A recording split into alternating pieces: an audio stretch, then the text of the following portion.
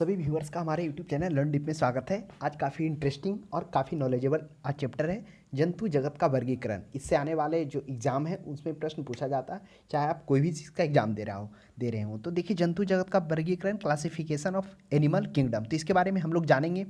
तो इससे रिलेटेड हम लोग पहला प्रश्न देखेंगे, यह बायोलॉजी से है। पहला प्रश्न कर रहा है, मलेरिया परजीवी तथा अमीबा को किस श्रेणी में रखा गया है। तो ये जो परजीवी है, ऑप्शन में है प्रोटोजोआ, पोरीफेरा, सिलेंट्रेटा, एनेलिडा। देखिए, यह जो है जंतु जगत का वर्गीकरण है। तो इससे पहले के चैप्टर में हम लोगों ने देखा था कि किस तरह से जो कैरोलस लिनियस है उनको आधुनिक जगत के वर्गीकरण का पिता के रूप में भी जाना जाता है।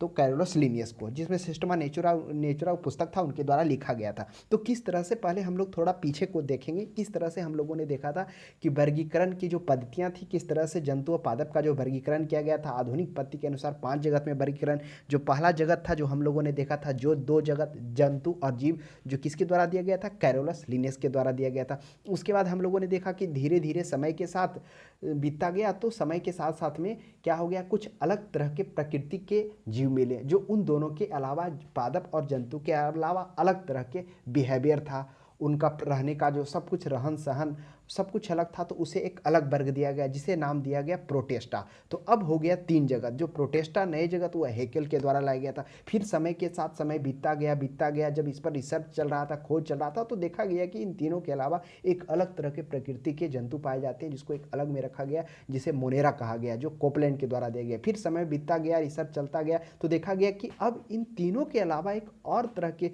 जीव हैं जो इन तीनों से अलग एक बिहेव तरह के कर रहे हैं। तो मोनेरा के अलावा जो 5वां जगत था वह आया, कवक आया। तो इस तरह से जो कवक है, आर एच भेटेकर के द्वारा यह दिया गया, 1969 ईस्वी में दिया गया था। 5 जगत का वर्गीकरण हो गया, मोनेरा हो गया, प्रोटेस्टा हो गया, कवक हो गया, और हो गया ये पादप और जंतु। तो आप देखें ही देखें, तो इस तरह से 5 जगत का वर्गीकरण प्रश्न ये भी पूछ दिया जाता है। तो अब हम लोगों ने, इससे पहले हम लोगों ने क्या देखा था, हम लोगों ने मोनेरा के बारे में पढ़ लिया था। मोनेरा क्या था, मोनेरा में हम लोगों ने देखा था कि यह क्या होता है, प्रोकैरियोटिक जीव होता है। प्रो मतलब पूर्व में केंद्रक नहीं हो, इसमें ना ही केंद्रक होता है ना ही झिल्लियाँ होती है, दोनों अनुपस्थित होता है, जिसमें से मुख्यतः जीवाणु आ रहे थे। फिर उसके बाद मोनेरा के बाद हम लोग प्रोटेस्टा पढ़े। प्रोटेस्टा में हम लोगों ने क्या देखा, हम लोगों ने ये देखा प्रोटेस्टा में केंद्रक और झिल्ली युक्त कोशिकाएं होती है, यानी कि यह प्रोकैरियोटिक होता है। फिर प्रोकैरियोटिक, फिर कवक हम लोगों ने देखा। कवक में क्या देखा, यह भी यूकैरियोटिक होता है, इसमें संवहनी, उत्तक तथा हरित लवक नहीं पाए जाते हैं। तो ये कवक हम लोगों ने देखा। फिर हम लोगों ने कवक के बाद किस में गया था, कवक के बाद हम लोगों ने पादप में घुसे थे। तो पादप जगत में हम लोगों ने देखा था कि इसको 3 जगत में बांटा गया, थैलोफाइटा, ब्रायोफाइटा, टेरिडोफाइटा।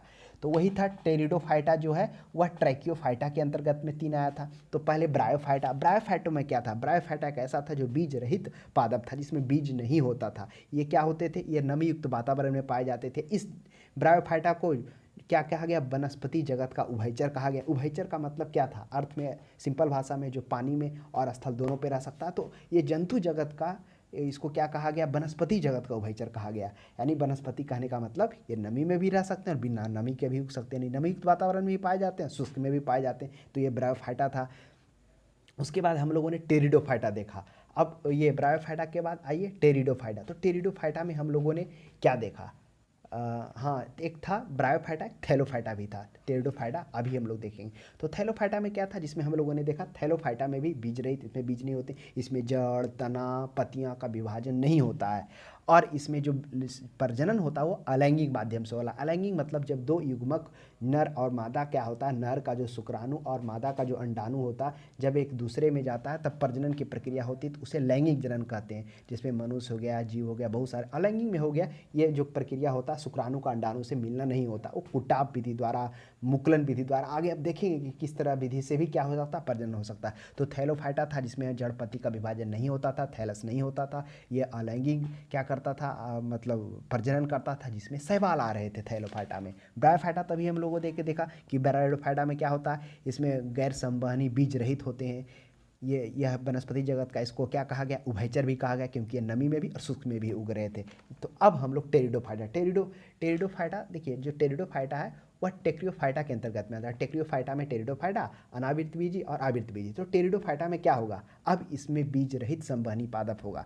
ब्रायोफाइटा में क्या देखा कि इसमें संवहनी ऊतक भी नहीं था, बीज रहित तो था ही था, थैलस नुमा इसमें आकृति हो रहा था जिसमें जो सिप्स और डोसोनिया आ रहा था। अब टेरिडोफाइटा में क्या होगा, बीज रहित होगा लेकिन इसमें संवहन ऊतक पाया जाएगा। संवहन क्या होता है, कोई भी ऊतक या पादप कोशिका में जो क्या करता है, हमारे एनर्जी को वह एक जगह से दूसरे जगह के विटामिन को ले जाता, वो संवहन ऊतक, वही संवहनी कहलाता है। तो ध्यान में रखिएगा, वे बाह्यकांज और ऊतक जो पौधों या मानव में तरल पदार्थों को एक स्थान से दूसरे जगह स्थान पर ले जाता है, वो संवहन होता है। इसमें संवहन पाया जाएगा लेकिन बीज रहित होगा।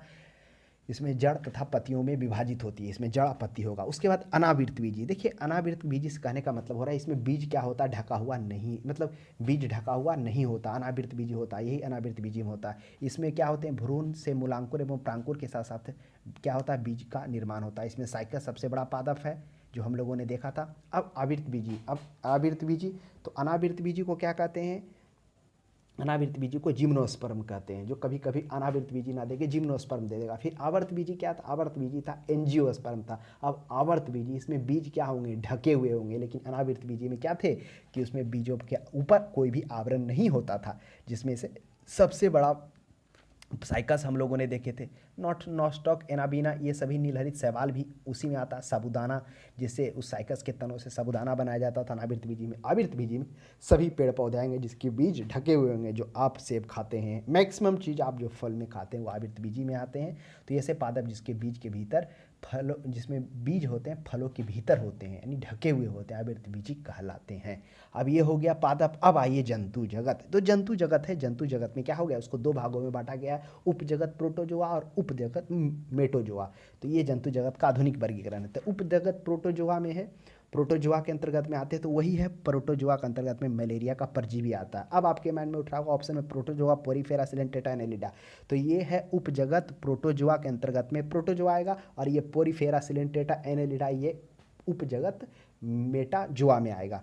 तो प्रोटोजोआ का रहा, तो मलेरिया के परजीवी हैं ये सभी क्या आएंगे प्रोटोजोआ के अंतर्गत में। क्या सिर्फ मलेरिया, तो मलेरिया जो होता है वह प्लाज्मोडियम क्या होता है, फैल्सीफेरम, प्लाज्मोडियम फैल्सीफेरम, यही इसी के द्वारा परजीवी होता है, इसी के द्वारा वह फैलता है। यह मुख्यतः मच्छरों इसका वाहक होता है। मच्छर क्या होता है, वाहक होता है, जो हमारे आरबीसी में प्रवेश कर हुआ बहुगुणित होता है। इसके आगे चर्चा करेंगे किस तरह से रोनाल्ड रॉस ने इस मलेरिया पे क्या किया, काम किया। वो मलेरिया, उनका जन्म भी उत्तराखंड में हुआ था, ब्रिटिशर्स थे, जन्म यहाँ हुआ, फिर जाकर वो इंग्लैंड में पढ़ाई करते हैं, फिर पढ़ाई के दौरान फिर उनको बिहार ये बंगाल सिविल सेवा में आकर करते हैं, वो मेडिकल का पढ़ाई में रहते हैं। तो वो क्या होते हैं कि उस समय में, मतलब उनको 1902 में मिला था, उससे पहले वो 1889 में, 1876 में देखते हैं कि कुछ तरह के व्यक्तियों में एक समान तरह का ब्लड आ रहा, उसमें उस तरह के क्या पाए जा रहे, परजीवी पाए जा रहे। घंटों घंटों 2 घंटों इस पर वो क्या करते थे, अध्ययन करते थे। फिर उन्होंने समझाया कि किस तरह से क्या होता है, मलेरिया जो होता है प्रोटोजोआ जो क्या है प्लाज्मोडियम फैल्सीफेरम के द्वारा होता है। तो उसके लिए उन्होंने जब ये जो सिद्धांत दिया, उसके लिए उनको नोबेल पुरस्कार भी दिया गया। किसको, रोनाल्ड रॉस को। तो ये हम लोगों ने जाना था मलेरिया परजीवी तथा अमीबा किस श्रेणी में आते हैं। तो ध्यान में रखिएगा, मलेरिया परजीवी तथा अमीबा प्रोटोजोआ में आता है। प्रोटोजोआ का लक्षण क्या है, प्रोटोजोआ मुख्यतः जो होते हैं यह स्वतंत्र जीवी भी होते हैं, सहजीवी भी होते हैं, और विषम सहभोजी भी होते हैं। ये विषमपोषी होते हैं, ये मतलब दूसरे विषमपोषी वो होते हैं जो जीव अपना भोजन अन्य पर डिपेंड करते हैं, वातावरण पर निर्भर करते हैं। तो ये जो प्रजनन होते हैं, ये जो क्या होंगे, जो अमीबा परजीवी प्रजनन अपना किस माध्यम से करेंगे, लैंगिंग करेंगे, अलैंगिक दोनों से करेंगे, जिसमें से वह जो संचलन उनका है कुटपात विधि से। आगे हम लोग देखेंगे किस तरह से अमीबा कुटपात स्यूडोपोडिया माध्यम से करेगा, फिर कसाभी तरीके से फ्लैजिला से करेगा, फिर पछा भी सिलिका से करेगा, सिलिका पैरामीशियम से करेगा। तो वो सभी का हम लोग अध्ययन करेंगे। तो ये हम लोगों ने जान लिया। तो इस प्रश्न का सही जवाब प्रोटोजोआ हो जाएगा। नेक्स्ट 2 में हम लोग देखते हैं, 2 में कहा निम्नलिखित में से किसकी आकृति निश्चित नहीं होती है। तो निम्नलिखित में से किसकी आकृति, पैरामीशियम, इगुलिना, ट्रिपैनोसोमा, अमीबा। देखिए पैरामीशियम जो है वह क्या होता है, पैरामीशियम जो बोला गया है यह एक कोशिकीय जीव है। ये गंदे पानी में, ये मानव के तलवे के समान की आकृति होती है, अपना आकृति बदलते रहता है, तो ये पैरामीशियम ही हो जाएगा। यूग्लिना क्या है, यूग्लिना हम लोग आगे देखेंगे, यह क्या है, जंतु और पादप के बीच का एक कड़ी है। तो ये यूग्लिना है, जिसमें हम लोग देखेंगे यूग्लिना में एक धागा नुमा आकार रहेगा, जिसके माध्यम से वो क्या करेगा, ये आपको मतलब वो चलेगा, और जो धागानुमा आकलन होगा वो फ्लैजिला कहलाएगा। एक ऐसे इस तरह से, जैसे यूग्लिना इस तरह से रहेगा। ये यूग्लिना ही एक ऐसा है ना जो क्या होता है, ये जंतु और पादप जगत के बीच का कड़ी है, क्योंकि इसमें क्या हो जाता है, यह मतलब विषमपोषी भी है और सूर्य के प्रकाश की उपस्थिति में, यानी इसमें क्लोरोफिल भी पाया जाता है। काफ़ी इंटरेस्टिंग टॉपिक है, काफ़ी मज़ा आएगा, आप देखते चलिए।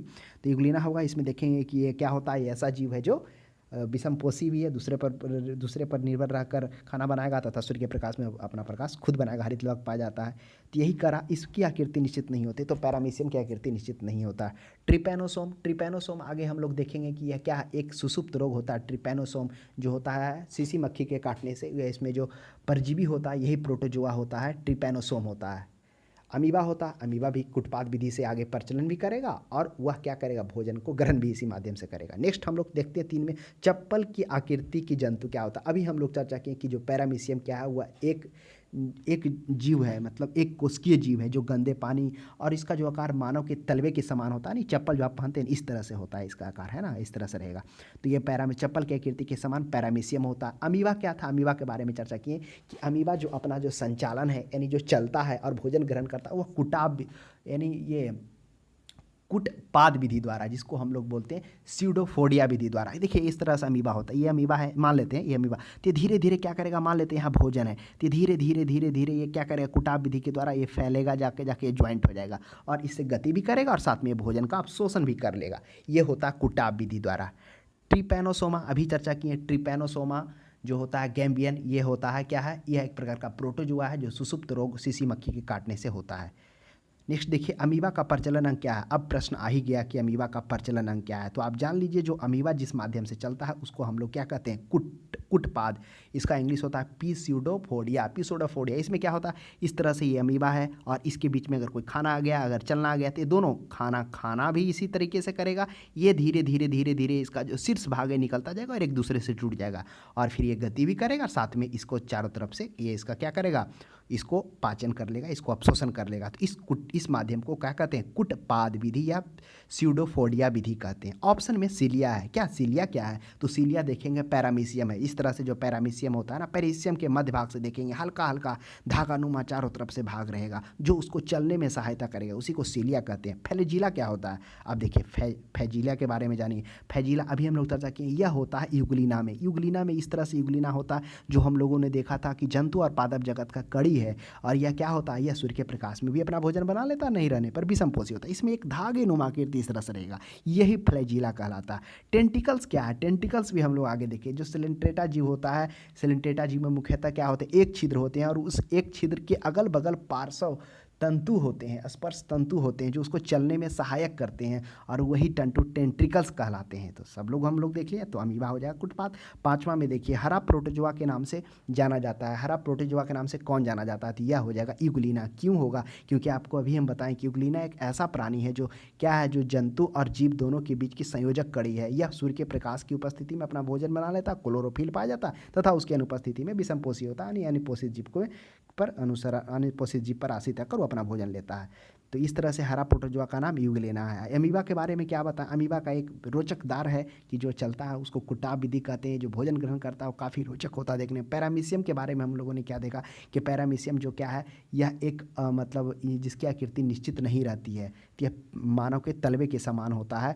लिस्मैनिया काफ़ी अच्छा प्रश्न, ये लिस्मैनिया क्या है, लिस्मैनिया हम लोग आगे देखेंगे, यह एक प्रोटोजोआ है लिस्मैनिया। अब इस लिस्मैनिया से क्या होगा, तो इस लिस्मैनिया को हम लोग देखेंगे, तो ये अच्छा इसकी चर्चा हम लोग आगे करेंगे, है ना।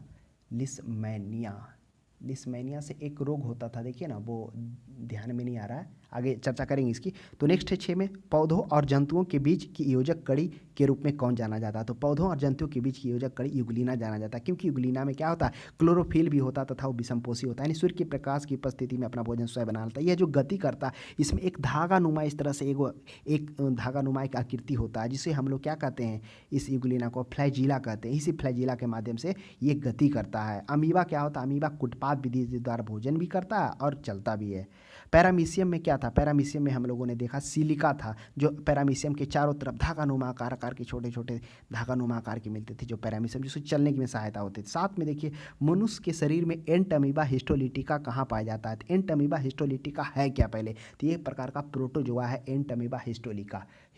यह इसके इससे यह प्रोटोजोआ से क्या होता है, यह एक आप कहिए परजीवी है। परजीवी क्या होता है, परजीवी वह होता है जो किसी होस्ट ऑर्गेनिज्म में, अतिथि ऑर्गेनिज्म में रहकर उसके द्वारा बनाए गए पोषक तत्वों को अवशोषण कर वह क्या करता है, वह अपना भोजन करता है तथा उस होस्ट ऑर्गेनिज्म को हानि पहुंचाता है, रोग उत्पन्न होता है। तो वही एंटमीबा हिस्टोलिटिका जो होता है यह आंत में पाया जाता है, और इससे जो रोग होता है वह पेचिश रोग होता है। तो ध्यान में रखेंगे, आंत में और भी बहुत सारे मिलेंगे, जो सुअर में पाया जाएगा, उससे भी जो फीता कृमि होगा वह भी जो आंत में आएगा, तो वह तो कभी कभी आंत से फेफड़ा गलफड़ा मस्तिष्क तक पहुंच जाता है। तो चर्चा आगे होगी। नेक्स्ट 8 में देखते हैं पेचिस तथा अमीबॉयसिस के लिए उत्तरदायी प्रोटोजोआ कौन है। तो पेचिस की अभी हम लोग चर्चा किए। पेचिस जो होता है एंट अमीबा हिस्टोलिटिका से होता है। तो ऑप्शन नंबर बी में देखिए एंटमीबा हिस्टोलिटिका है, तो सिर्फ एंटमीबा लिखा है, कोई दिक्कत नहीं, आप मार सकते हैं। एंटमीबा हिस्टोलिटिका होता है क्योंकि एंटमीबा दो आता है, एक एंटमीबा हिस्टोलिटिका और एंटमीबा जिंजीवाइलस। तो जिंजीवाइलस से पायरिया रोग होता है, तो इसलिए तो क्योंकि ऑप्शन है ना, तो उस ऑप्शन के अनुसार आपको पर्याप्त आंसर खोजना है, तो एंटमीबा हिस्टोलिटिका हो जाएगा।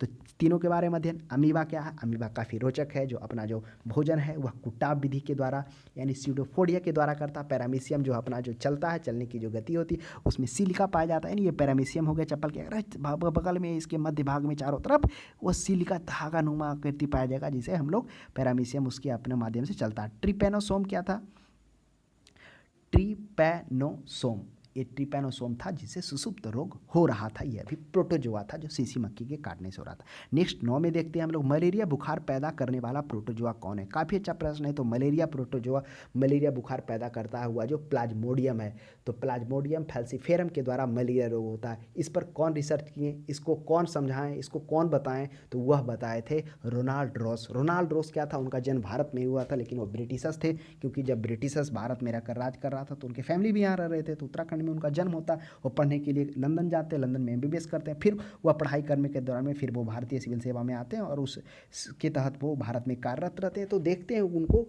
कि एक ही तरह के व्यक्ति के खूनों में क्या हो रहा है, उस तरह के क्या हो रहा है, प्रोटोजोआ देखने को मिल रहा है। तो उस पर घंटों घंटों बैठकर उस पर अध्ययन कर रहे थे, और फिर अध्ययन करने के बाद उन्होंने समझाया कि किस तरह से क्या होता है। वो आरबीसी के केंद्रक में जाता है और वहाँ पर आरबीसी में प्रवेश कर बहुगुणित होता है, जिससे रक्तहीनता का कमी हो जाता है। इसके अलावा बुखार, सर्दी, उगलाई, जुकाम जैसी अनुभूति होती है। उसके बाद उनको 1902 ईस्वी में रॉबर्ट रॉस को इसके लिए नोबेल प्राइज भी दिया गया। नेक्स्ट हम लोग देखेंगे काला जार उत्पन्न करने वाला प्रोटोजोआ। तो ऑप्शन में पढ़ेंगे कौन कौन प्रोटोजोआ का नाम दिया हुआ है। तो देखिए ऑप्शन में है एंटमीबा है, ऑप्शन में है ट्रिपैनोसोमा है, ट्राइकोनोमोनस है, लिस्मेनिया है।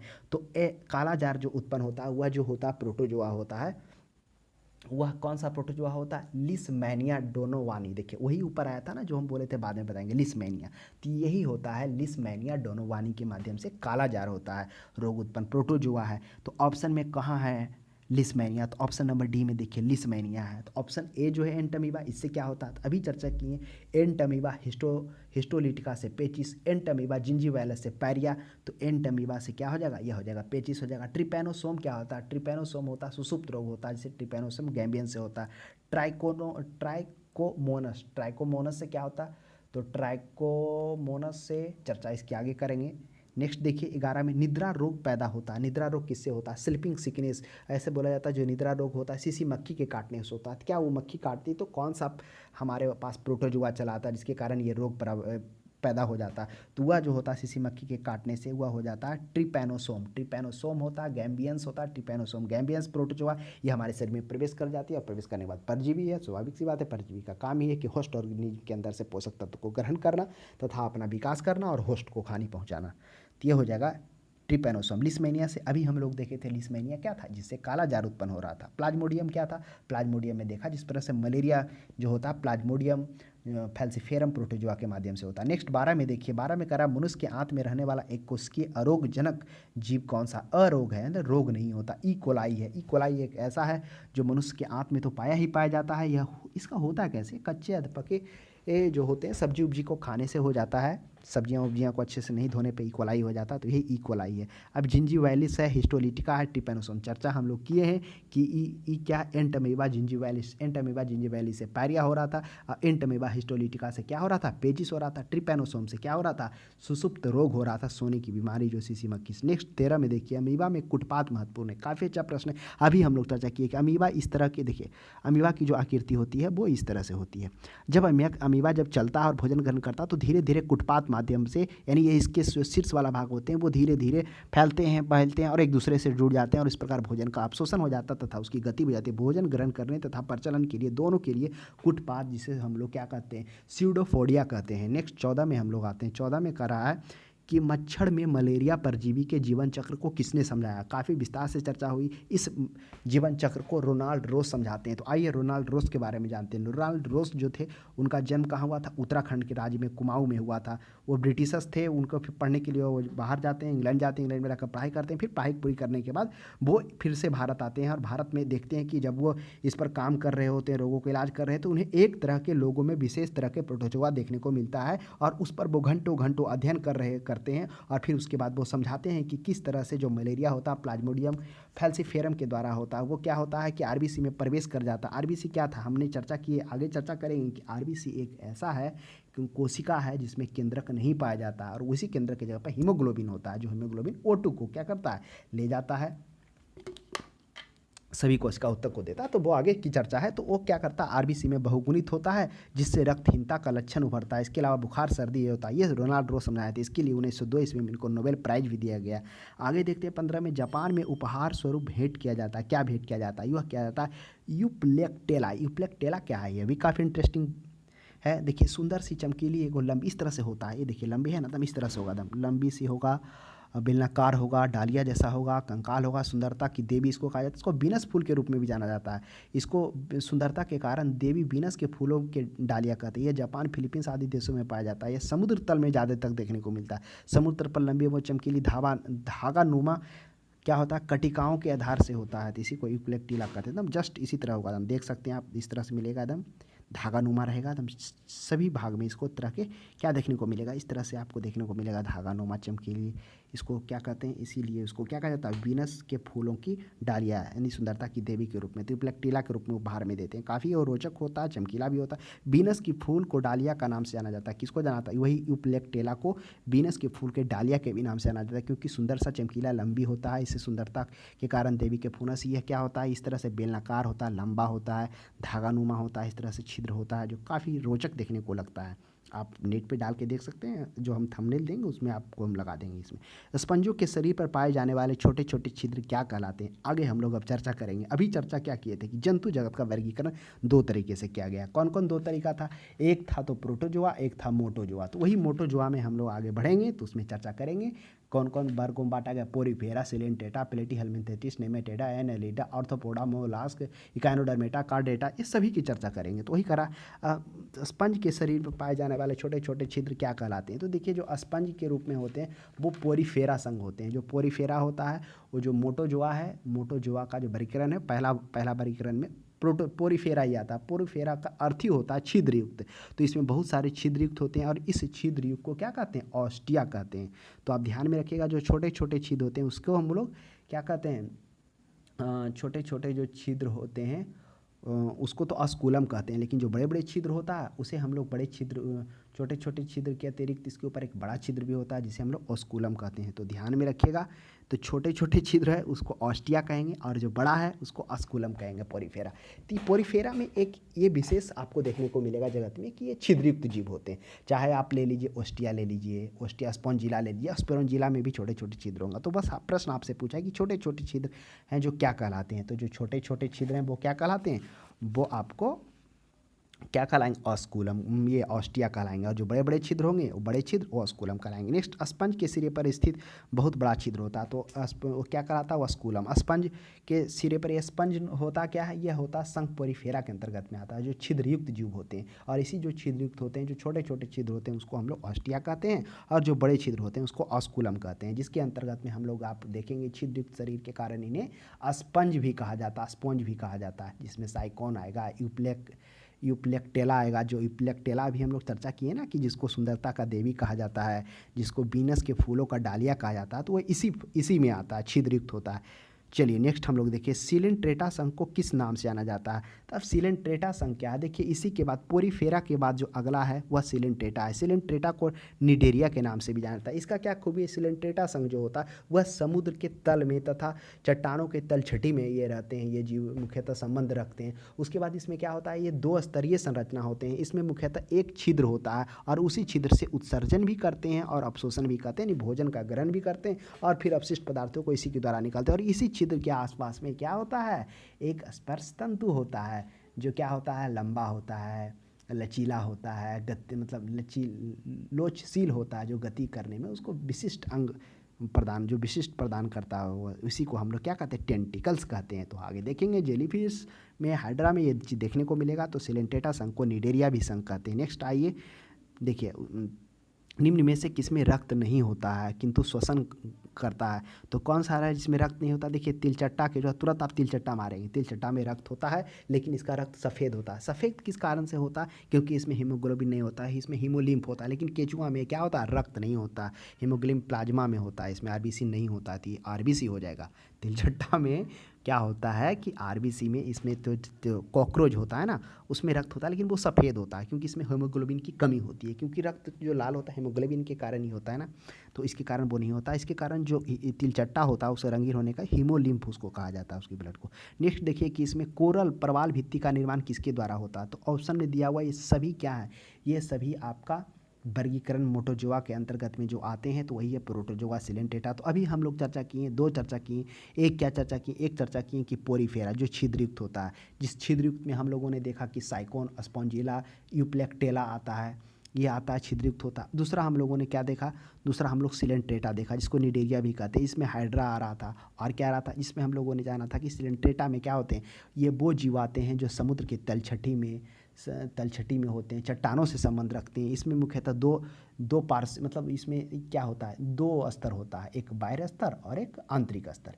यानी कहिए कि द्विसंरचना होता है। और इसमें क्या होता है, एक चीज़ और विशेष चीज़ हम लोगों ने देखा था कि इसमें एक छिद्र, इसके शरीर में एक छिद्र अथवा एक मुख पाया जाता है, जिससे वो भोजन का अपशोषण भी करते हैं और अपशिष्ट पदार्थ को बाहर भी निकालते हैं। और उसी छिद्र के आसपास में क्या हो रहा था, एक लंबे और लोचशील तथा गति करने के लिए विशिष्ट अंग पाए जाते थे, जिसे टेंटिकल्स कहा जाता था।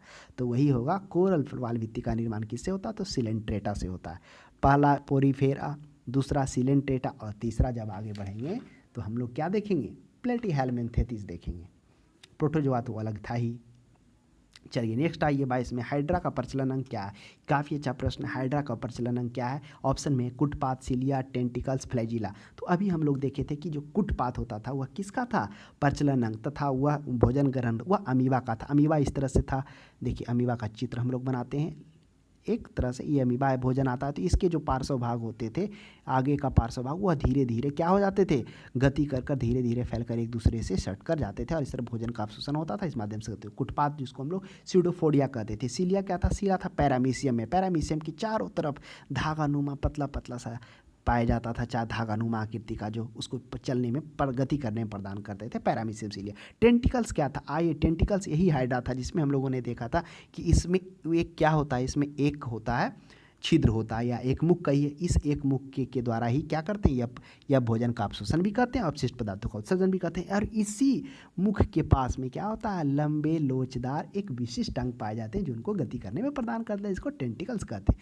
फ्लैजिला किसमें था, यह यूग्लिना में था। यूग्लिना क्या था, जो जंतु और पादप जगत का पादप जगत का कड़ी था, जिसमें क्लोरोफिल भी पाया जा रहा था। इसमें एक लंबा नुमा धागा के समान पाया जाता था, इसको फ्लैजिला कहते थे। नेक्स्ट देखिए, प्रवाल कोरल्स क्या है, प्रवाल क्या है, कोरल्स क्या है। तो कोरल्स आप लोग समझ गए, कोरल एक समुद्री जीव है, अभी चर्चा की, ये मुख्यतः सिलेंट्रेटा में पाया जा रहा था। 24 में देखिए, जेलीफिश के नाम से कौन जाना जाता है। ऑप्शन में हाइड्रा है, फाइसेलिया है, ऑरेलिया। हाँ, ये तो स्पष्ट है कि जेलीफिश सिलेंट्रेटा यानी कि निडेरिया संघ में आता है, लेकिन उसको अन्य किस नाम से जानते हैं, तो उसको ऑरेलियो के नाम से भी जानते हैं। तो चीज़ों को ध्यान में रखिएगा, ऑरेलियो के नाम से भी जानते हैं। नेक्स्ट है 5वां में, समुद्री एनीमोन, जिसको हम लोग सी एनीमोन भी कहते हैं। तो सी एनीमोन भी सिलेंट्रेटा संघ का ही, यानी सिलेंट्रेटा को हम लोग निडेरिया संघ भी कहते हैं, जो पोरीफेरा के बाद आ रहा था। तो ये समुद्री एनीमोन तो हो जाएगा, कौन सा संघ पूछेगा तो हो जाएगा सिलेंट्रेटा संघ, लेकिन संघ नहीं पूछ रहा है, इसका अन्य नाम से किसे, तो क्लॉस्ट्रीडियम के नाम से भी इसको जाने जाते हैं, जो ज़्यादातर उत्तरी प्रशांत महासागर, अटलांटिक महासागर, इन ठंडे पानी में यह मुख्यतः देखने को मिलता है। नेक्स्ट देखिए, पोर्तुगीज मैन ऑफ बार के नाम से कौन जाना है? काफ़ी अच्छा प्रश्न। इसका देखिए आकृति इस तरह से रहेगा, टोपी के आकार का, इस तरह से रहेगा, ये मतलब उल्टे नाव की भांति दिखेगा, इसलिए इसको पोर्तुगीज वार ऑफ नाम से बोला जाता है। इसका जो डंक होता है एक मछली मनुष्यों को मारने के लिए पर्याप्त होता है। तो ये हो जाएगा, क्या हो जाएगा, पोर्तुगीज मैन ऑफ बार क्या हो जाएगा, कौन होगा? तो हाइड्रा तो अलग है, ऑरेलियो अलग है, तो इस प्रश्न का सही जवाब क्या हो जाएगा? फाइसेलिया हो जाएगा। यही फाइसेलिया को पोर्तुगीज मैन ऑफ बार इसी तरह से होता है, अब देखेंगे उल्टे जंगी जहाज के रूप में दिखाई देता है। चलिए नेक्स्ट में आते हैं, 26 के बाद 27 में आते हैं हम लोग। 27 में कह रहा है अमृत, इमोर्टलिटी का गुण, यानी जो मरता नहीं, किस में पाया जाता है? स्पंज है, केंचुआ है, तेलचट्टा, हाइड्रा। हाइड्रा का क्या होता है? हाइड्रा का जो होता है इस तरह से ये होता है, देखिए हाइड्रा ये इस तरह से होगा, पादप अंग रहेगा, ऐसे रहेगा। तो इसके अंग जब टूट जाते हैं तो वो फिर धीरे धीरे क्या करते हैं, वो अलग जीव एक विकसित हो जाते हैं। तो इसलिए अमृत का गुण हाइड्रा में पाया जाता है, तथा हाइड्रा का जो गति होता है वो किसके? टेंटिकल माध्यम से होता है। क्या हाइड्रा का सिर्फ नहीं, तो सिलेंटेटा के अंतर्गत में जो सभी आएंगे वो सभी का जो गति होगा वो होगा टेंटिकल्स, यानी कि स्पर्श तंतु के माध्यम से। चलिए, चिपटे कर्मी को किस संघ के अंतर्गत रखा गया? अभी हम लोग चर्चा किए थे कि जंतु जगत का दो वर्गीकरण, जिसमें प्रोटोजोआ और मोटोजोआ। तो मोटोजोआ में हम लोग पहला देखे थे पोरीफेरा के बारे में जाने थे, जो छिद्रयुक्त था। दूसरा सिलेंटेटा के बारे में जाने थे, जो मुख्यतः क्या हो रहा था, समुद्र के तलछटी में चट्टानों से संबंध रख रहा था, तथा इसमें एक क्या हो रहा था, छिद्र था, अर्थात एक मुख था, जिससे वो अवभोजन को अवशोषण भी कर रहा था और अपशिष्ट पदार्थों को बाहर भी निकाल रहा था, और उसमें स्पर्श तंतु, ये दो था। अब आते हैं दो के बाद, पोरीफेरा के बाद तीसरा प्लेटीहेल्मिन्थेसिस। वही प्लेटीहेल्मिन्थेसिस को चपटे कृमि भी कहा जाता है। इसके अंतर्गत में जो भी चपटा फ्लैट टाइप से कृमि होगा वह इसके अंतर्गत में आएगा। तो ये चपटे कृमि को क्या कहते हैं? प्लेटीहेल्मिन्थेसिस कहते हैं। तो आप ध्यान में रखिएगा, इसके अंतर्गत में कौन कौन से आएगा, आगे अध्ययन करेंगे, बहुत सारा आएगा। इसमें परजीवी आएगा, फीताक्रिम आएगा, फैसिलिया आएगा, एकाइनोकोकस आएगा, तो सभी को टीनिया सोलियस भी आएगा। नेक्स्ट 29 में देखिए, फीताक्रिमी किस संघ का एक महत्वपूर्ण प्राणी है? बहुत काफ़ी अच्छा प्रश्न है, टेप बॉर्म। तो टेप बॉर्म है प्लेटीहेल्मिन्थेसिस का एक क्या है, इस संघ का महत्वपूर्ण बनाते हैं, क्योंकि प्लेटीहेल्मिन्थेसिस जीव को समानतः चपटे क्रमी या फीताक्रमी भी कहते हैं। इनमें क्या होता है, इनमें चपटा कोमल देह गुहा पाया जाता है, यह भी उभयलिंगी होते हैं, त्रिस्तरीय इसमें संरचना होती है इसमें। चलिए नेक्स्ट 30 में आते हैं, निम्नलिखित में से कौन मानव मात्र के लिए उपयोगी नहीं है? तो कौन सा मानव मात्र के लिए उपयोगी नहीं? मधुमक्खी नहीं, केंचुआ नहीं है, फीताक्रिमी, रेशम कीट। तो मानव मात्र के लिए उपयोगी नहीं है, वह हो जाएगा फीताक्रिमी, क्योंकि यह एक प्रकार का परजीवी है, और इस परजीवी के कारण, जिसमें परजीवी में कौन, टीनिया सोलियम आता है, टीनिया सेमिनाटा आता है, फैसियोला आता है, एकाइनोकोकस आता है, जो क्या परजीवी है, जो होस्ट ऑर्गेनिज्म में जाकर उनके पोषक तत्वों को ग्रहण कर उसे हानि पहुंचाता है। बाकी मधुमक्खी तो मध देता है, केंचुआ भी किसानों का मित्र कहा जाता है, रेशम कीट से रेशम प्राप्त होती है, तो ऑप्शन नंबर सी पर्याप्त होगा। 31 में देखिए, निम्नलिखित में से किसके अधपके मांस के खाने से फीताक्रिमी मनुष्य के आंत में पहुंचता है? तो वो होता है सुअर। सुअर के अधपके मांस के खाने से एक क्या होता है, फीताक्रिम होता है, जिसे हम लोग क्या कहते हैं, एस्कैरिया कहते हैं, एस्कैरियस होता है। यही ये जो होता है एस्कैरियस जो होता है वो आपको पहुंचता है किसके माध्यम से? सुअर के मांस खाने से। तो अधपके मांस के खाने से ये पहुंच जाता है, क्योंकि देखिए सुअर क्या होता है, जो मल होता है उसको खाता है, और जो ये जो मुख्यतः जो वाहक ये दोनों है उसका, मनुष्य खा लेता है, मनुष्य के माध्यम जो मल होता है वो जाता है, फिर वो फैलता है, साफ सफाई नहीं होने के कारण फिर वो पानी के माध्यम से पहुँच जाता है, फिर उसको सुअर लेता है, फिर वो सुअर के चला जाता है, वही अधपका मांस खाने से वो फिर से वो अपना रिप्रोडक्शन स्टार्ट करता है। गोल कृमि या सूत्र कृमि को किस संघ के अंतर्गत में रखा है? काफ़ी अच्छा प्रश्न। पहला हम लोग क्या देखें, मोटोजोआ में, पहला देखे पोरीफेरा, दूसरा देखे सिलेंटेटा जिसको निडेरिया भी कहते थे, तीसरा देखे हम लोग प्लेटिहेल्मिन्थेसिस। अब चौथा आता है गोल कृमि या जिसको हम लोग निमैथेलिज्मिनिथ्स भी कहते हैं, ऑप्शन नंबर बी। इसको गोल कृमि को क्या कहते हैं? इसको निमैथेलिनिज्म भी कहते हैं। इसके अंतर्गत में इसको निमेटिडो भी संघ भी कहते हैं। इसके अंतर्गत में गोल कृमि आएगा, यानी इसमें चपटे कृमि नहीं, गोल कृमि आएगा, लंबे बेलनाकार चिकना होगा।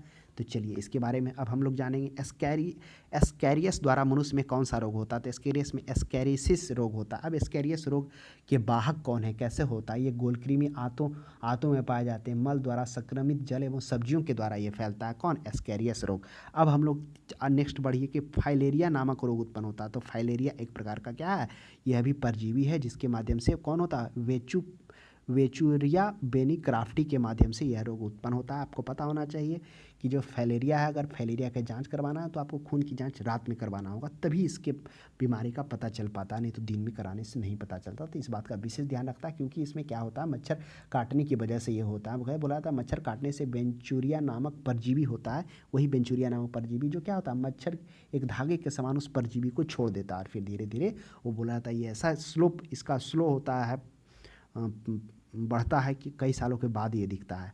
तो अगर किन्हीं को ऐसा आभास है तो आप इसको जांच करवा के पता कर सकते हैं कि आपने बोया है कि नहीं। एस्कैरियस पाया जाता है। एस्कैरियस क्या है, अभी हम लोग देखे थे। एस्कैरियस जो मल के द्वारा, अध पके सब्जियों के द्वारा उनसे संक्रमित होकर फैलता है। ये मनुष्य के आंत में पाया जाता है। तो मनुष्य के आंत में कौन कौन हो गया, जो हम लोग देखें, एक पेचिस या अमीबा था, जो क्या था, एंटमीबा हिस्टोलिका के द्वारा हो रहा था, एंटमीबा हिस्टोलिटिका के द्वारा। फिर एस्कैरियस भी, यह भी आंत में पाया जा रहा था। फिर एक क्या था, एक था अरोगजनक जो इकोलाई देखे थे, वह भी आंत में था। चलिए 36 में देखते हैं। 36 में कह रहा है फेरिटीमा पोस्थुमा निम्न में से किसका वैज्ञानिक नाम है। तो फेरिटीमा पोस्थुमा ऑप्शन में है, जोक का, नेरिस का, केचुआ का, फीता क्रीम का। तो इस प्रश्न का सही जवाब हो जाएगा केचुआ का। देखिए केचुआ जो होता है भारत में दो प्रकार, कई प्रजाति पाई जाती है, लेकिन मुख्यतः दो प्रजाति होती हैं जो आसानी से मिलते हैं। एक फेरिटाइमा होता है, फेरिटाइमा जो है लिखा हुआ, दूसरा होता है यूटाइफियम। तो यूटाइफियम वही है, उसका एक प्रजाति का नाम लिखा हुआ पेरीफाइटम पोस्तुमा, जो सारे भारतवर्ष में ये मिलता है। और दूसरा प्रजाति कौन है, दूसरा है यूटाइफियस है, हो सकता है यूटाइफियस आपसे दे दिया जाए। नेक्स्ट 37 में देखिए केचुओं में कौन सा रक्त वर्णक उपस्थित होता है। तो केचुओं में क्या होता है, कौन सा रक्त वर्णक होता है। देखिए अभी हम लोग चर्चा किए थे कि जो केचुए होते हैं उसमें क्या होते हैं, रक्त नहीं होते हैं। तो कह रहा केचुए में कौन सा रक्त वर्णक उपस्थित होता है। तो आइए हम लोग इस पर चर्चा करते हैं। केचुआ हेमोफ्लिन, देखिए पहले हेमोफ्लिन समझना होगा कि हेमोफ्लिन क्या होता है। हेमोफ्लिन में क्या होता है कि हेमोफ्लिन से तात्पर्य है लाल रक्त, यानी आरबीसी का। आरबीसी क्या मतलब, रक्त कोशिकाओं में मौजूद एक ऐसी प्रोटीन से है जो मानव शरीर के अंगों एवं टिश्यू को O2 पहुंचाता है, वही है। हेमोग्लोबिन से तात्पर्य है लाल रक्त कोशिकाओं में मौजूद एक ऐसा प्रोटीन होता है, और जो प्रोटीन होता है ना उसी को हेमोग्लोबिन कहते हैं। तो समझिए बात, आरबीसी कोशिका हो गया, और मनुष्य के स्तनपायी के जितने भी होते हैं ना, उसमें स्तनपायी में और पक्षी में आरबीसी में केंद्रक नहीं पाया जाता है। तो ये भी प्रश्न आगे देखने को मिलेगा। तो उस केंद्रक की जगह पर यही आपको होमोग्लोबिन मिलेगा। ये होमोग्लोबिन का काम क्या, O2 को पहुंचाना तथा CO2 को वहाँ से लेके फेफड़े तक पहुंचाता है। तो ये होता है। तो वही का केचुओं का जो रक्त वर्णक होता है वो क्या होता है, उसमें तो आरबीसी नहीं होता है। तो इस प्रश्न का सही जवाब क्या हो जाएगा, वह हीमोसाइनिन इसमें होता है। एक हम क्या देखे थे, हीमोलिम्फ कॉकरेज में होता है। तो ध्यान में रखिएगा। तो ऑप्शन नंबर सी तो बिल्कुल नहीं होगा, साइनिन होगा नहीं। चलिए नेक्स्ट हम लोग देखते हैं 37 के बाद केचुओं में 38 में आते हैं। कह रहा केचुए कृषकों का परम मित्र क्यों है। क्यों है परम मित्र, क्योंकि जमीन को छिद्रयुक्त बनाता है, मृदा में O2 की मात्रा को बढ़ाता है। ऑप्शन नंबर बी पर्याप्त होगा। 39 में देखिए केचुए में कितनी आँखें होती है। तो केचुए में जो आँखें, कोई भी आँख नहीं होता। तो अब कैसे ये चलता है, क्या इसका माध्यम है। तो देखिए जो केचुए होते हैं, केचुए के पास तो कोई आँख होता नहीं है, इनके पास प्रकाश रिसेप्टर होता है, यानी प्रकाश को रिसेप्ट करने की शक्ति होती है। और वही ये बता सकते हैं कि अंधेरे में या प्रकाश में है, वही इसको बताता है कि अंधेरे में या प्रकाश में।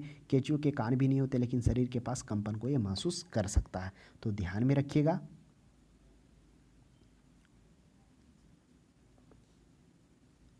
नेक्स्ट देखिए केचुआ किसान को किस प्रकार लाभ पहुंचाता है, क्योंकि वो क्या करता है, हानिकारक कीटों को नष्ट करता है। हानिकारक ये कुछ नहीं करता, ये दोनों ऑप्शन ए भी नहीं होगा। भूमि को पोली करता है, पोली करके छिद्रयुक्त उसको बनाता है। नेक्स्ट 41 में देखिए कीटों में कितनी जोड़ी टांगे होती है। तो कीट का अर्थ ही होता है, कीट के अंतर्गत में 3 जोड़ी टांगे होती है। 6 जोड़ी टांगे के अंतर्गत में कीट आता है, 60 पैर उसके होते हैं। और आप कैटरपिलर ले लिए तो कैटरपिलर में 14 से 16 पैर होते हैं। नेक्स्ट देखिए कॉकरोच जल में जीवित नहीं रहता, क्यों नहीं रहता, कारण क्या है। तो क्योंकि वह बातक होता है। ये बातक क्या, आइए समझते हैं। कॉकरोच के शरीर में के पार्श्व भाग में, जैसे ये कॉकरोच हो गया ना, इसके पार्श्व भाग, पार्श्व मतलब होता है अगल बगल, दाहिने बाएं। तो जो भी पार्श्व भाग में होते हैं छोटे छोटे छिद्र पाए जाते हैं, और अन्य कीटों के शरीर में भी इसी प्रकार छिद्र होते हैं। और कीटों में गैस के विनिमय के लिए वायु नलियों का जाल बिछा होता है। वायु नल क्या होता है, गैसों में विनिमय के लिए वायु नलियों का सब जगह जाल बिछा होता है, और वही श्वासनाल या वातक कहलाता है। और आपको बता दें कि इस परिसंचरण में, यानी गैस को लाने में, ले जाने में, कोई भी इसके परिसंचरण तंत्र का प्रयोग नहीं किया जाता। और वही वातक के माध्यम से जो जाल बिछा वही उगता, वही O2 जो समृद्ध वायु श्वास रंध्रों में, श्वास नलों में जाकर ऊतकों में विस्तृत होता है, श्वास नलों में जाता है, फिर वो ऊतक में विस्तृत होता है और फिर शरीर के प्रत्येक कोशिकाओं में पहुंचता है। इस प्रकार CO2 श्वास नलों में आती है और फिर O2 जाती है। तो ये है, तो वातक कहलाता है। क्लोम तो होगा, मछली होगा। किस प्रकार से हम लोग देखेंगे, जो मछली होता है उसका जो ब्लड है वह क्या करेगा, क्लोम पर आएगा, फिर क्लोम उसको क्या करेगा, पूरे शरीर में डिस्ट्रीब्यूट करेगा और इसी क्लोम के माध्यम से वो पानी से ऑक्सीजन को ग्रहण करेगा। नेक्स्ट देखिए 43 में, निम्नलिखित में से कौन सा कीट उपयोगी नहीं है। रेशम कीट उपयोगी है, रेशम देता है। मधुमक्खी भी उपयोगी है। घरेलू मक्खी, चलिए इसे रहने दीजिए। लेडी बर्ड, लेडी बर्ड क्या है ना, काफ़ी अच्छा बर्ड है। देखिए ये जो लेडी बर्ड एक कीट है, एक कीट पता किस तरह रहेगा, आप देखेंगे इसे रेड रेड ब्लैक ब्लैक, इस पर डॉट डॉट रहेगा, सुंदर देखने में लगेगा। ये लेडी बर्ड का काम है कि अन्य कीटों को ये खा जाता है। काफ़ी अच्छी कीट मतलब कहिए कि ये टिड्डा उड्डा होता है ना, इसको खाने में मदद करता है। तो इस तरह से एक तरह से ये उपयोगी है, किसानी के लिए उपयोगी है। ये जो मतलब लार्वा होता है ना कीट का, उसको ये कीड़ों को खा लेता है लेडी बर्ड। तो घरेलू मक्खी ये उपयोगी नहीं है, इस रोगवाहक का काम करता है। मच्छर में लाल खून का उभर आना किस पर पोषण का कारण होता है। अगर मच्छर पर लाल खून उभर आया तो इससे पता चल रहा है कि वो स्तनधारी से क्या क्या ब्लड को ग्रहण किया। नेक्स्ट 45 में देखिए, लाह उत्पन्न करता है। लाह क्या है, लाह देखिए शायद आप सुन रहे हो पहली बार, आशा करते हैं आप देखो। लाह एक तरह से क्या होता है, कृषि के अंतर्गत में आता है, इसकी खेती होती है। तो लाह क्या करता है, ये इसको पेड़ों पर उगाया जाता है। पेड़ों पर उगाया तो छालों पर क्या होते हैं, उसके शरीर से स्त्रावन होता है। और इस लाह का जो होता है ना, आप देखिए यूट्यूब पे डालिएगा मिल जाएगा, आप कोई इतना समझने में असुविधा नहीं है। तो वो लाह होता है, इस मतलब पूरा पेड़ पर धीरे धीरे वो कीटो अपना शरीर से स्त्रावन करता फैल जाता है और इस लाह से उसको फिर धीरे धीरे प्योरीफायर कर उसको हीट करके उससे चूड़ियाँ बनाई जाती है। बहुत तरह के मतलब कॉस्मेटिक पदार्थ बनाए जाते हैं। तो कीटों के शरीर के स्त्रावन से होता है। तो मुख्यतः ये पेड़ पर ही लगाया जाता है, जिसमें शहतूत हो गया, बैर हो गया, इस पर मिलेगा आपको मुख्यतः। फिर और पेड़ हो गया, कुसुम हो गया। फिर नेक्स्ट 26 में देखिए, रेशम का उत्पादन किससे होता है। काफ़ी अच्छा प्रश्न है। तो रेशम का उत्पादन होता है रेशम कीट के लार्वा से कि प्यूपा से। ऑप्शन तो काफ़ी अच्छा है, अंडा, प्यूपा, लार्वा। तो अगर आपको पता नहीं होगा तो इस प्रश्न का गलत आप जवाब दे देंगे। तो क्या होता है, वह होता है प्यूपा से होता है, ना कि लार्वा से। तो आइए समझिए प्यूपा से कैसे होता है। क्या होता है, पहले रेशम के कीड़े शहतूत या महुआ पर क्या होते हैं, वृक्षों पर वो पाले जाते हैं। और मादा जो कीड़े होते हैं रेशम के, वो एक बार में लगभग 500 450 अंडे दे देते हैं। और फिर उस अंडे को सेया जाता है 15 से 25 डिग्री के बीच में। जब सेने के बाद क्या होता है, जब उसको सेया जाता है तो वही कमरे के टेम्परेचर हो गया, 15 से 25 हो गया। अंडों से निकला कीड़ा, वह जैसे ही कीड़ा जब सेने के बाद कीड़ा निकलता है, वह तेज़ी से शहतूत के पत्ते को खाना स्टार्ट कर देता है। और खाना स्टार्ट करता है तो वह अपने मुख से एक तरल नुमा पदार्थ छोड़ता है, मतलब, और वह धागा के अनुसार होता है। वही शरीर के चारों ओर उसको लपेट रहता है। जो धागा नुमा पदार्थ निकलता है वह उसके क्या करता है, शरीर को चारों तरफ धागा की ओर से लपेट लेता है और उसे हम लोग कोया कहते हैं। तो इस तरह से क्या होता है, कीट के प्यूपा अवस्था में बनता है। यह जो स्थिति होता है कीट के प्यूपा अवस्था में बनता है, ना कि लार्वा। तो ध्यान में रखिएगा, जिससे फिर गर्म पानी में उबाल कर रेशम प्राप्त कर लिया जाता है। तो ये हो गया रेशम बनाने की विधि। तो रेशम कीट के प्यूपा माध्यम से। नेक्स्ट देखिए, घरेलू मक्खी का लार्वा कहलाता है, क्या कहलाता है, प्यूपा कहलाता है, इमेंगा कहलाता है, मेगेंटा कहलाता है, मेक विशिशु कहलाता है। तो क्या कहलाता है, यह हो जाएगा मेंगोट कहलाता है घरेलू मक्खी के लार्वा। प्यूपा भी हम लोग देखें जो रेशम के कीट से हो रहा था, जिससे हम क्या बन रहा था, रेशम बन रहा था। नेक्स्ट देखिए 48 में, बिच्छू का विष कहाँ होता है। तो बिच्छू का विष पैर में होता है, हाथ में होता है। ये आशा करते होंगे या आप इससे परिचित होंगे। अगर गाँव से कोई बिलोंग करते होंगे तो उनको तो बिल्कुल ही पता होगा कि वो डंक में होता है बिच्छू का जो विष होता है। नेक्स्ट देखिए, तितली की आंखें रात में क्यों चमकती है। ऑप्शन में विशेष लेंस के कारण, टेपिडम लूसिडम के कारण, जीन प्रभाव के कारण, कोई स्पष्ट। देखिए टेपिडम लूसिडम होता है। टेपिडम लूसिडम क्या है, यह दरअसल कुछ जानवरों की आंखों में पुतली के पीछे एक विशेष प्रकार का रिफ्लेक्टर परत होता है। यह रिफ्लेक्टर परत क्या करता है, वो अवशोषित कर उसको उसकी क्षमता को बढ़ा देता है, अवशोषित कर उसकी मात्रा को बढ़ा देता है। इसे रिफ्लेक्टर परत कहते हैं। मुख्य कार्य वही होता है अंगों में फोटो रिसेप्टर्स के लिए उपलब्ध प्रकाश को बढ़ाना, फोटो रिसेप्टर कहलाता है। तो वही होता है, इसके कारण वो चमकता है आँख में उसकी रात, है ना। इन मतलब कहिए कि एक तरह से जो रिसेप्टर्स रेटिना में विशेष न्यूरॉन्स जो होते हैं, वो दृश्य प्रकाश यानी प्रकाश फोटोन को अवशोषित करके उनके संकेतों में परिवर्तित कर देते हैं ये प्रकाश, और फिर ये प्रकाश को के माध्यम से देख पाता है, उनका चमकता है। तो वही होता है टेपिडम लूसिडम होता है। क्या है टेपिडम लूसिडम, जो आंखों के पुतली के पीछे विशेष प्रकार का रिफ्लेक्टर प्राप्त होता है, जिसे टेपिडम लूसिडम कहते हैं। जो आंखों जो क्या करता है, जो प्रकाश की मात्रा को बढ़ा देता है अवशोषित करके।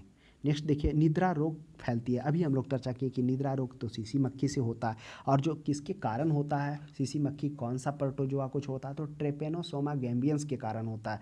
वो प्रोटोजोआ शरीर में निवास करता है, इसके कारण वो होता है। तो इस तरह से हम लोगों ने यहाँ पर जंतु जगत के वर्गीकरण से कुछ प्रश्नों को देखा। अब हम लोग आगे किसी नेक्स्ट टॉपिक पर चर्चा करते हुए मिलेंगे। तब तक हमारे क्लास को देखने के लिए धन्यवाद।